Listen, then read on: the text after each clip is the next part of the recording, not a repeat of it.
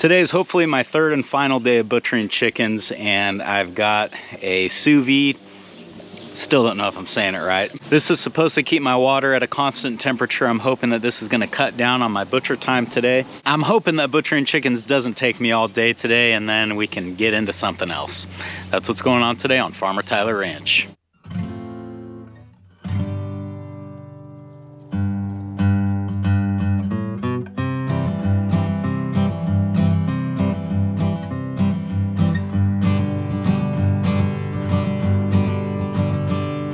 All right, my sous vide's been constant here for a while at 145. I'm gonna get my thermometer that I've been using throughout this process and see how close mine reads to 145 like the sous vide does. I'm calling it sous vide now. I decided that's the name. Callie is on the tailgate for now. She'll probably get down in a little while. Trying to limit the amount of treats she gets today, we'll say. All right. We got 145 on this one, so they agree perfectly. So I've been using the sous vide for a little while, and the only real issue that I have with it is that while I'm dunking the bird, I have to take it out of the water for two reasons. For one, I don't want that pump sucking up a bunch of feathers and stuff, but for two, when I dunk the bird in, the water level rises and the water would get too high and it would get into like the electronics of the sous vide, and that's not good. So what I have to do is when I'm dunking the bird, I have to take it out, and that means that I have to reset the temperature and everything when I put it back in and start it back up. So it does take a little bit more time than I was figuring on, but I think it's still a time savings, because after I get the bird scalded, I can just put it right back in, set the temperature, and by the time I get back around to dunking the next bird, it's got the water back up to where I want it.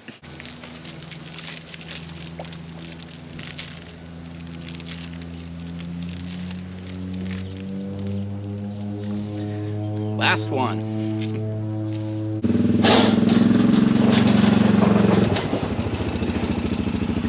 The next big thing on the priority list is getting my new crop of harvest steers moved over to the steer pasture. We haven't been there in a little over a month now, and I feel like I haven't been there forever. So we're gonna run out there today and see what things look like. I suspect the grass is gonna be pretty tall, and I know that the last steers I had over there broke a ton of sprinklers.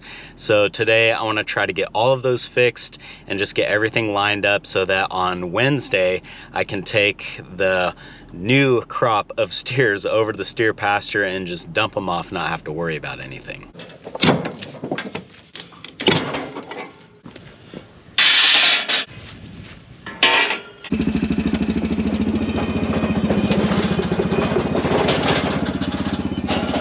This pasture is divided into 3 smaller pastures, and I'm not through the first one yet, and I've already lost count of how many sprinklers I've had to repair. My hope is that this one that I started in is gonna be the worst, because this is where the ring feeder is. So one could assume they probably spent the most time out here because they were eating at the ring feeder. There's water in here as well. Basically, they have everything that they need in here.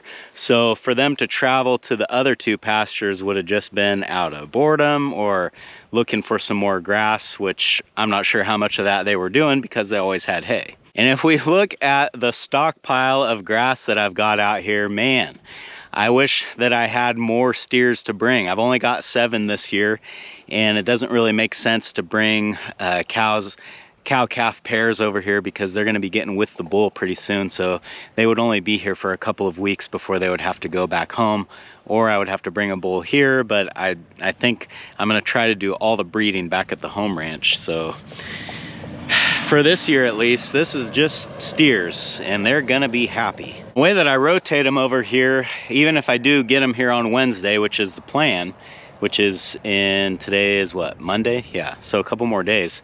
They're gonna start at the other end of this property and work their way back this way. So if they get here Wednesday, it still won't be 2 more weeks before they make it to where I'm standing.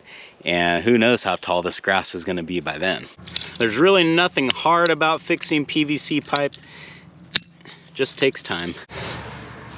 And what's taken a lot of time is these sprinkler heads that have been sitting in the mud for potentially all winter long. You can see that spring gets full of dirt and the pipe itself is full of dirt, so I got to take this all apart and get it cleaned out so it works again. And I was so close to bringing the four-wheeler out here today to do this, and I'm glad that I ended up bringing the side-by-side because I've got a lot more tools in here and I've ended up needing them to get some of these old sprinklers apart. I mean, look at that. Water ain't going through there.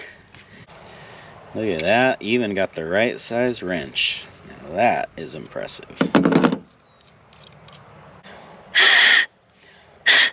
Another thing I found helps these sprinklers is a little shot of penetrating oil here where they pivot. That just loosens it up nice and makes it spin good. So that's good now. Just glue this back onto the riser pipe and be on our way.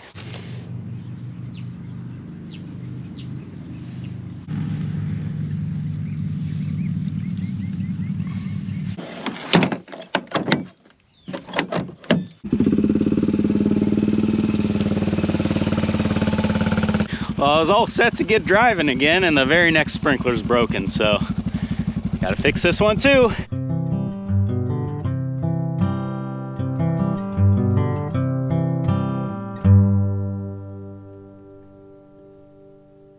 As long as I'm stopped here, you can see this irrigation set here is going right now, and we've got several issues, which I'll deal with those when I get done with everything else, because we'll have to put the water on a different station to turn these off. And I can see I've got 1, 2, 3, 4 sprinklers that are broken off, another one that's messed up somehow, and then this one down here at the end is plugged. The plugged one I might be able to fix right now. We're gonna try. This is a job that I very much prefer, like in the middle of July when it's hot, because I know I'm gonna get soaked.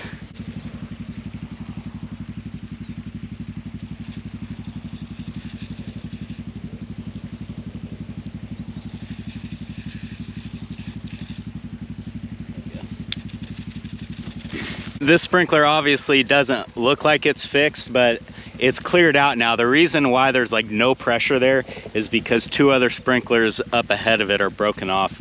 So this line is not making good pressure, and that's just the best that it can do. Once we get those other ones fixed, that should spray like it should.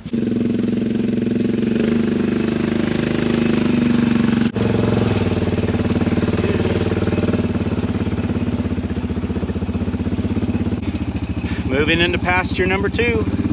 Uh-oh, branches.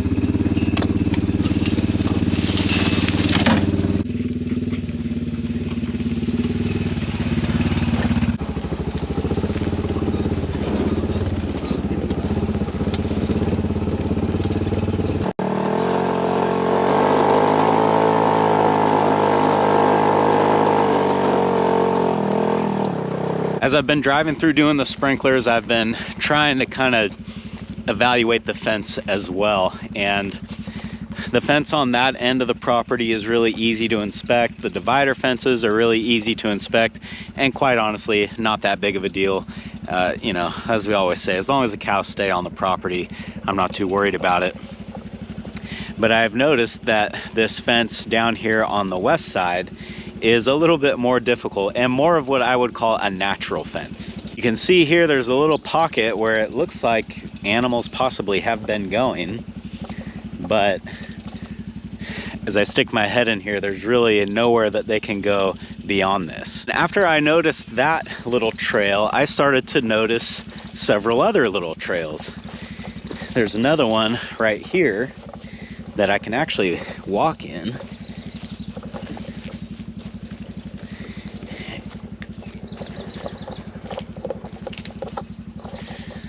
And it looks like this tree has fallen on the fence. You can actually see the fence is right here. There's an old brace here as well. And just beyond this fence, there's a little creek. So I bet in the summertime, because there's manure piles and like you can tell that the cattle were coming in here last summer, it's probably really cool right here, being near the water and having tons of shade. But there is yet another little pocket over here.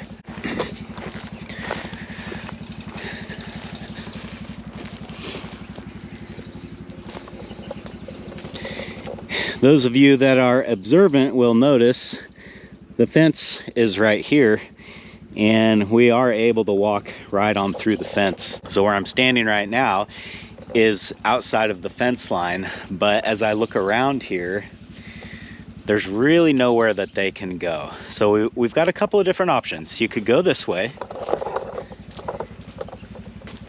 and you're met with thick brush and berry vines. Keep in mind, as it warms up and we get more into summer, this will probably all leaf out and be even more dense. And it's basically more of the same on this side. I cannot imagine a scenario where a steer would crash through all of this brush. There's just no real reason for them to want to do that.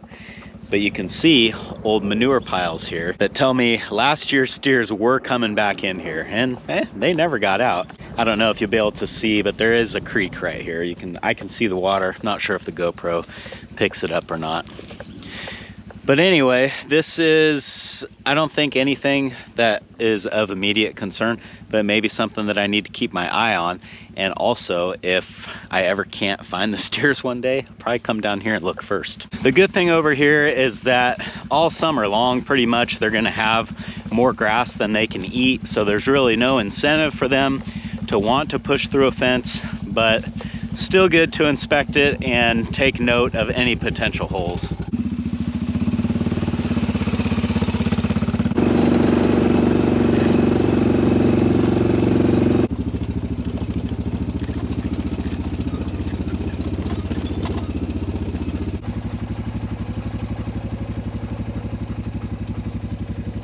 While we were back fixing these sprinklers, the next set automatically started. So now I can go back and fix these 4 or 5, whatever it was, that were broken over here. There's your problem right there.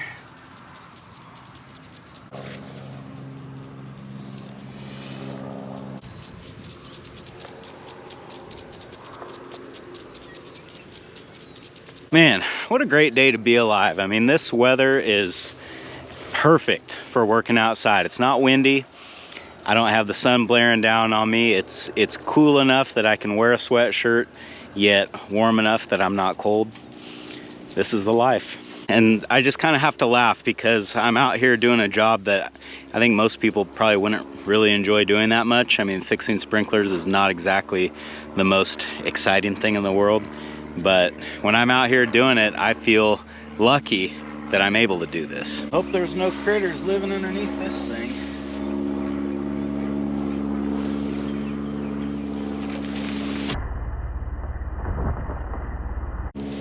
Rat.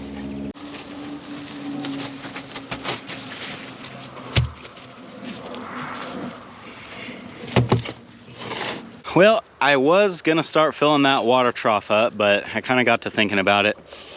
The berry vines are really encroaching on this, and when I have to mess with the float or do something, I'm usually battling berry vines poking me. So I think before I fill these 2 troughs up, I need to come back with some pruning shears and cut these back a little bit.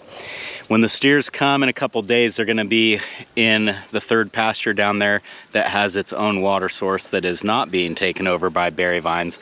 So they will be ready to be released into that pasture straight away. But I think when I do come and do that, I need to remember to bring some pruning shears and get this all ready to go. The big question is, will I remember? And I feel like I probably won't. Maybe Callie will remind me, huh? 9,752. I think that's the last one. So the next step here, we're just gonna cycle through all these stations and make sure that everything's working, nothing's plugged up or anything like that. And once we do that, then the irrigation system here should be ready to go. Before I leave here today, obviously I brought the trailer because I have the side-by-side, but I think I've got enough room that I can put my ring feeder and the side-by-side on the trailer. So we're gonna get that loaded up because I won't need it here for quite a while, and I will maybe need it at home before then. So we're gonna load it up so we have it, and I just don't wanna make a habit of leaving my stuff out here. So yeah, let's do it.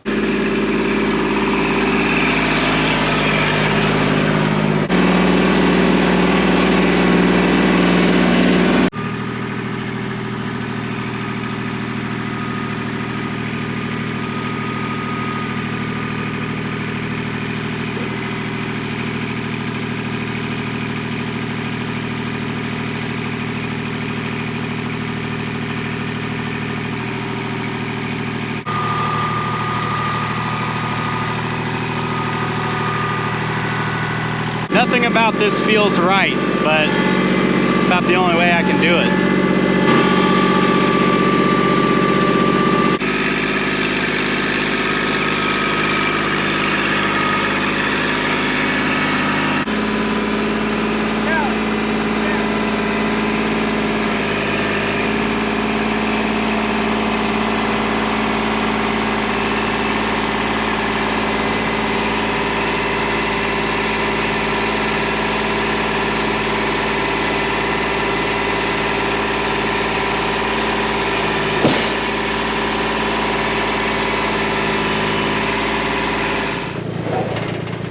We got it done. It may have not been the right way.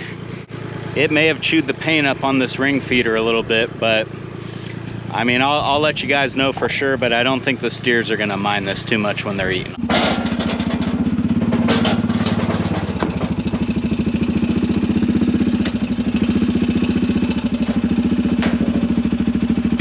Let's get down. Oh, there you go. You found a way. That ought to ride fine. It might look a little bit sketchy, but everything is solid. That ain't going anywhere. Well, all the fences checked out fine over here. The sprinklers are functional again, so I don't see any reason why I can't get those steers moved up here on Wednesday. Before they come here, they need to go through the chute, they need to get vaccines, brand, and we need to get a weight on them, because that is gonna be a big experiment that I'm doing this year, tracking their progress on this pasture. We certainly know that they will have enough to eat. We'll just see how good they can do on this feed. But for now, I think it's gonna do it for this one. Thanks for hanging out with me today, guys, and I hope I'll see you again on Farmer Tyler Ranch. This dog's ready to go home.